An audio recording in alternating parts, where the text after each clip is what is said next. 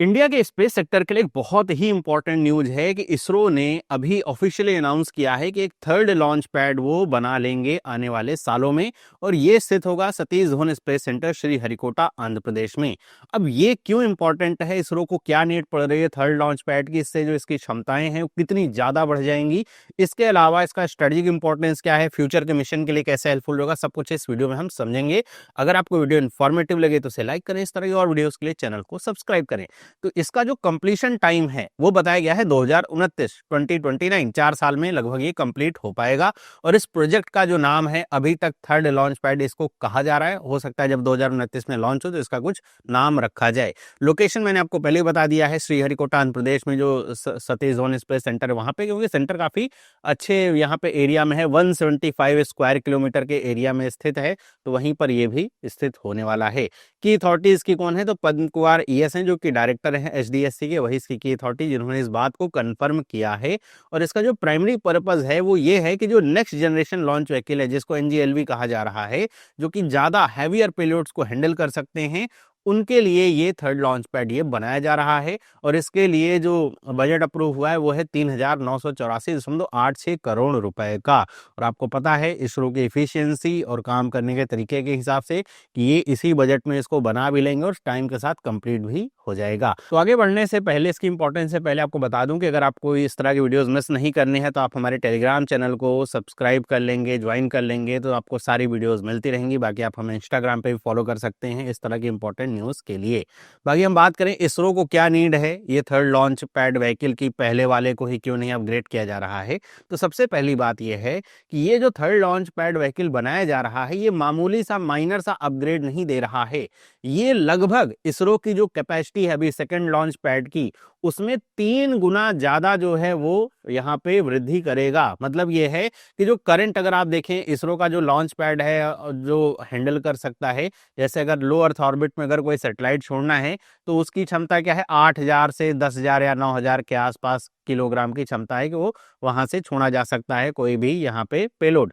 और अगर हम बात करें जियो स्टेशनरी ट्रांसफर ऑर्बिट की तो उसकी क्षमता है 4,000 के आसपास, लगभग 4,4200 ऐसे उसके आसपास ये क्षमता आती है केजी की, उतना जो वहां से छोड़ा जा सकता है। तो अब आने वाले समय में ये जो थर्ड लॉन्च पैड यहाँ पे आने वाला है ये इसको 3 गुना बढ़ा देगा। ये जो आपको 12,000 से 14,000 किलोग्राम सेटेलाइट की कैपेसिटी दिख रही है इस लॉन्च पैड की, ये GTO की है जो अभी 4,000 पे स्टक है, वो इसको 3 गुना लगभग इसको बढ़ा देगा। मतलब ये समझिए कि जो अभी तक जो जियो स्टेशनरी ट्रांसफर ऑर्बिट में अगर हमें कोई 4,000 मतलब अगर कोई 5,000 6,000 का सैटेलाइट अगर भेजना है तो हम अपने यहाँ से नहीं भेज सकते हैं, इंडिया से नहीं भेज सकते हैं, फिर हमको किसी और देश पे डिपेंड रहना पड़ेगा। लेकिन ये आने के बाद हम बहुत भारी 14,000 किलोग्राम के सैटेलाइट GTO में भेज पाएंगे। और अगर हम बात करें LEO की तो उसकी क्षमता लगभग 30,000 किलोग्राम की हो जाने वाली है। मतलब अभी जो 8 से 10,000 है उसका 3 गुना हो जाएगा, 30,000 किलोग्राम तक की जो सैटेलाइट्स हम भेज पाएंगे।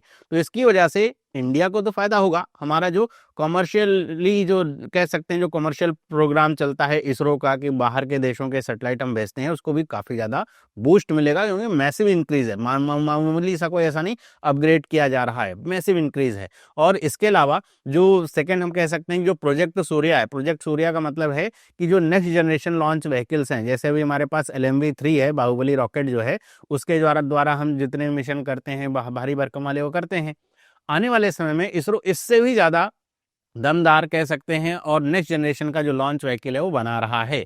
तो जो बाहुबली है उसका भी अपग्रेड आएगा, क्योंकि जो इतने भारी सैटेलाइट्स उनको छोड़ने के लिए रॉकेट भी तो हमारे पास बहुत ज़्यादा पावरफुल चाहिए। तो वो रॉकेट जो है उसके लिए इस तरह के लॉन्च पैड की ज़रूरत है, ताकि जो और ज़्यादा पावरफुल रॉकेट्स हैं वो छोड़े जा सकें। और ये जो यहाँ पे जो थर्ड लॉन्च पैड है इसको इंजीनियर ही इसलिए किया जा रहा है ताकि यूनिक कन्फिग्रेशन के साथ जो थ्रस्ट रिक्वायरमेंट होती हैं उसको ये अच्छी तरीके से संभाल ले और जो प्रोजेक्ट सूर्या के जो एडवांस मिशन है उनको हैंडल करने में सक्षम वो हो।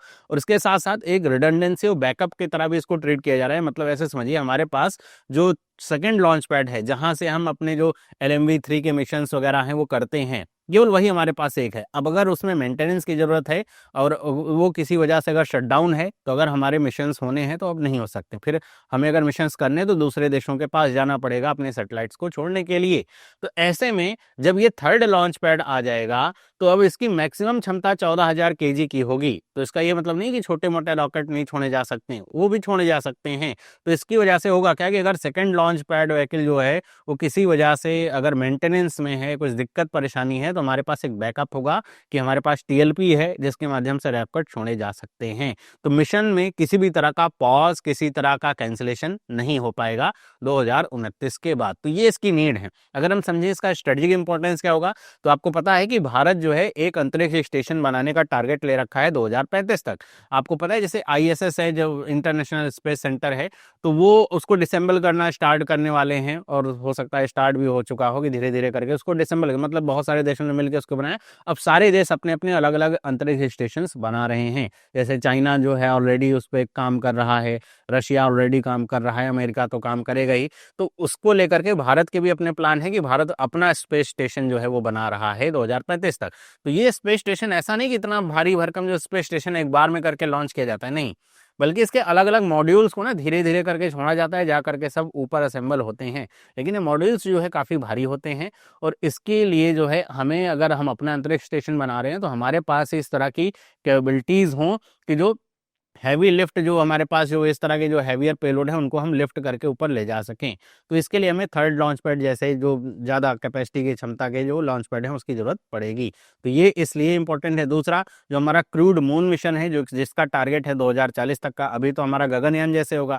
तो गगनयान तो हमारा सेकंड लॉन्च पैड से ही जो है वो छोड़ा जाएगा, जिसमें जो भारत के अंतरिक्ष यात्री हैं मतलब उनको ले जाया जाएगा अंतरिक्ष में भारत के ही रॉकेट से, भारत की ही ज़मीन से पहली बार। लेकिन आने वाले समय में हम भारत के जो कह सकते हैं एस्ट्रोनॉट्स हैं उनको मून पे उतारने का प्लान कर रहे हैं, 2040 का टारगेट है। तो उसके लिए भी हमें एक पावरफुल रॉकेट की जरूरत होगा। पावरफुल रॉकेट को हैंडल करने के लिए हमारे पास एक पावरफुल कैपेसिटी वाला लॉन्च पैड भी चाहिए होगा, तो उसको भी ये सपोर्ट करेगा। साथ साथ जो कमर्शियल वायबिलिटी और जो ग्लोबल मार्केट है, मतलब जब हमारे पास अभी सेकंड लॉन्च पैड है जो कि 4000 से 4200 के आसपास के जो सैटेलाइट्स हैं या पेलोड है उनको GTO में भेज सकता है और 8 से 10,000 के जो पेलोड्स हैं उनको LEO में भेज सकता है। तब भारत की जो अगर आप देखें तो आपने देखा होगा, इससे पहले मैंने आपको एक वीडियो दी थी कि कैसे भारत की ज़मीन से ही विदेशी अमेरिका तक के जो सैटेलाइट्स हैं वो छोड़े जा रहे हैं। और जब ये क्षमताएं डबल ट्रिपल हो जा रही हैं, ट्रिपल हो जा रही हैं, डबल नहीं ट्रिपल हो जा रही हैं, तब सोचिए कि भारत की जो कॉमर्शियल वायबिलिटी कितनी ज़्यादा इंप्रूव होगी। मतलब क्योंकि कॉस्ट इफेक्टिव होने की वजह से भारत के पास बहुत सारे कॉमर्शियल प्लेयर्स आएंगे अपने अपने जो सैटेलाइट्स हैं उनको अपनी ऑर्बिट्स में लॉन्च करने के लिए। तो इसकी वजह से होगा क्या, पहली बात तो भारत के जो कम्युनिकेशन जो हैवियर सैटेलाइट्स हैं भारत की ज़मीन से छोड़े जाएंगे, तो जो फॉरेन एक्सचेंज वगैरह होगा या फिर हम जो विदेशों में पैसा खर्च करेंगे वो बचेगा। दूसरी बात जो फॉरेन एजेंसी हैं वो भी भारत के पास आएंगी, तो उसकी वजह से इसरो को भी प्रॉफिट यहाँ पे होगा। तो इकोनॉमिक ग्रोथ इंजन की तरह इसरो काम करेगा। तो ये कह सकते हैं इसका स्ट्रेटेजिक इंपॉर्टेंस होने वाला है। बाकी अगर हम बात करें यहाँ पे भारत के लॉन्च पैड्स की, जो फर्स्ट लॉन्च पैड है भारत का वो लगभग 93 के आसपास ऑपरेशनल हुआ था। इसके माध्यम से जो PSLV जो SSLV जो कह सकते हैं छोटे रॉकेट्स हैं वो छोड़े जाते हैं। और ये अर्थ ऑब्जर्वेशन जो सैटेलाइट्स हैं, रिमोट सेंसिंग के जो सैटेलाइट्स हैं जो कि LEO तक रहते हैं वहाँ वो इसके द्वारा छोड़े जाते हैं। लाइट टू मीडियम पेलोड पे फोकस करता है। ये जरूरी नहीं है कि अगर मुझे कोई मतलब लाइट पेलोड छोड़ना है किसी भी एजेंसी का या इसरो का ही, तो उसके लिए मैं बाहुबली का प्रयोग करूँ, वो तो समझदारी है नहीं, क्योंकि उसमें फ्यूल ज़्यादा जाएगा, वो ज़्यादा महंगा पड़ेगा। तो उसके लिए भी हमारे पास एक अलग से जो फर्स्ट लॉन्च पैड है वो आता है। फिर आता है सेकंड लॉन्च पैड जो कि ऑपरेशनल है। ये लगभग 2005 के आसपास जो है ऑपरेशनल हुआ था। इसके माध्यम से जो GSLV रॉकेट्स हैं, जो LMV3 रॉकेट्स हैं वो छोड़े जाते हैं। चंद्रयान 3 मिशन, गगनयान 3 मिशन, ये सब इसके की मिशंस में से एक हैं जो आते हैं। ये मीडियम टू हैवी जो रॉकेट्स हैं या पेलोड्स हैं उनको ले जाने में सक्षम है। अब जो TLP आएगा जो अभी कंस्ट्रक्शन में 2029 तक कंप्लीट होगा, ये NGLV और हैवी LMV3 जो रॉकेट्स हैं ये जो है हैंडल कर पाएगा इनको। और और जो भारत अंतरिक्ष स्पेस स्टेशन है, मून लैंडिंग 2040 के प्रोग्राम्स हैं, इनके लिए ये मेनली बनाया जा रहा है, जो कि सुपर हैवी और क्रूड जो लोड है उसको भी अंतरिक्ष में ले जा पाएगा। तो ये हैं भारत के जो लॉन्च पैड हैं उनकी कहानी। बाकी आपको ये वीडियो कैसी लगी आप मुझे कमेंट करके जरूर बताइएगा, आपका क्या व्यू है इसके ऊपर। इन्फॉर्मेटिव लगी तो लाइक करिए, इस तरह की और वीडियोस के लिए चैनल को सब्सक्राइब करिए। मिलते हैं अगली वीडियो में, सभी लोगों को बाय।